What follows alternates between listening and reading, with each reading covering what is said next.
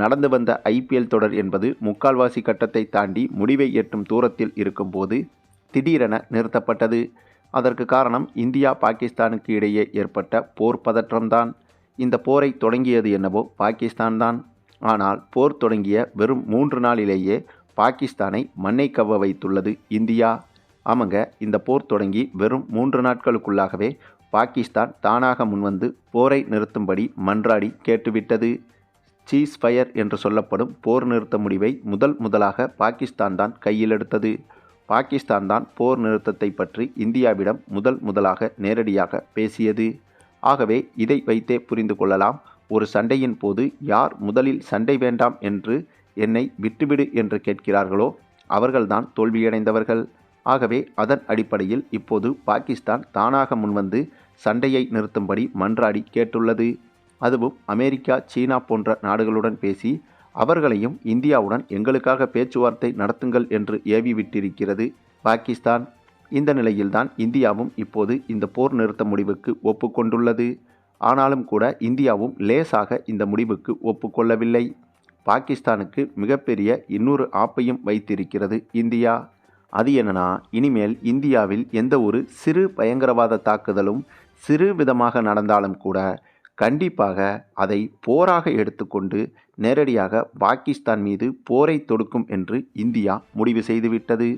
மேலும் இந்தியாவின் இந்த முடிவுக்கு பாகிஸ்தானும் இப்போது ஒப்புக்கொண்டு விட்டது. ஆகவே இந்தியா அறிவித்த இந்த ஒரு அறிவிப்பு என்பது வெற்றியை விட பல மடங்கு மேலானது. மேலும் இந்த ஒட்டுமொத்த உலக வரலாற்றிலேயே எதிர்நாடு போரை தொடங்கி அதை 3 நாளில் ஒரு நாடு முடித்து வைத்திருக்கிறது என்றால் இந்த உலக வரலாற்றிலேயே இதுதான் முதல் முறை. அதாவது உலக அரங்கில் இந்தியாவின் போர் ஸ்ட்ராட்டஜி என்பது முதன்மையாக அமைந்திருக்கிறது. இஸ்ரேல், அமெரிக்கா, ரஷ்யா போன்ற நாடுகள் கூட ஒரு போரை தொடங்கிவிட்டால் எதிர் நாட்டை தோல்வியை நோக்கி ஒப்புக்கொள்ள வைக்க பல மாதங்களாவது குறைந்தபட்சம் எடுத்துக்கொள்ளும்.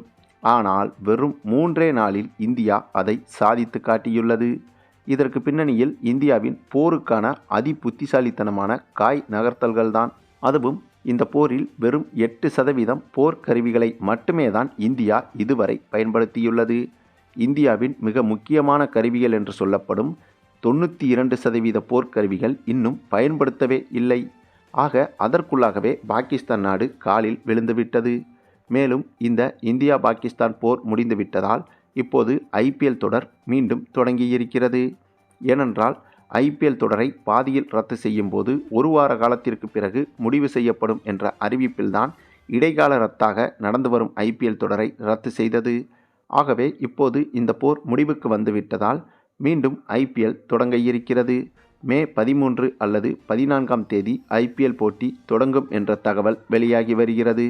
இதனால் இந்த போரில் இந்தியா வெற்றி பெற்றது ஒரு புறம் மகிழ்ச்சியாக இருந்தாலும் மற்றொரு புறம் ஐபிஎல் தொடர் மீண்டும் தொடங்க இருப்பது ஐபிஎல் ரசிகர்களுக்கு கூடுதல் மகிழ்ச்சியாகவே இருக்கப் போகிறது.